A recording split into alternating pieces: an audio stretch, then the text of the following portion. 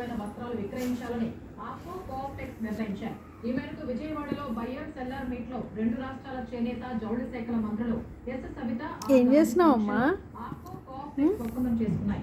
ఏపీలోని చేనేత వస్త్రాలకు మార్కెట్ విస్తరణలో భాగంగా తమిళనాడుకు చెందిన కోఆప్టెక్స్ తో ఆప్కో ఒప్పందం చేసుకుంది. ఈ ఒప్పందంతో చేనేత వస్త్రాన్ని ఆప్కో ఇతర వ్యాపార సంస్థల్లో విక్రయిస్తారు. ఏపీకి చెందిన చేనేత వస్త్రాన్ని కోఆప్టెక్స్ షోరూమ్లు సహా తమిళనాడులో ఉన్న పలు వస్త్ర దుకాణాల్లో విక్రయించనున్నారు. వైఎస్ఆర్ జిల్లా సీకేదిన్నె మండలంలోని సజ్జల ఎస్టేట్ లో అధికారులు రీసర్వే చేపట్టారు. సజ్జల రామకృష్ణారెడ్డి కుటుంబ సభ్యులు అటవీ భూమిని ఆక్రమించారనే ఆరోపణలపై అధికారులు సర్వే చేపట్టారు. ఇప్పటికే సజ్జల ఎస్టేట్ లో 55 ఎకరాలు అటవీ భూమి ఉన్నట్లు గుర్తించిన అధికారులు ప్రభుత్వానికి నివేదిక ఇచ్చారు. మరోసారి రీసర్వే చేసి నివేదిక ఇవ్వాలన్న హైకోర్టు సూచన మేరకు రెవెన్యూ, అటవీ శాఖ, ల్యాండ్ సర్వేయర్ బృందాలు సజ్జల ఎస్టేట్ లో మరోసారి సర్వే చేపట్టారు. సజ్జల రామకృష్ణారెడ్డి కుటుంబ సభ్యులకు 146 ఎకరాల భూమి ఉండగా 55 ఎకరాలు అటవీ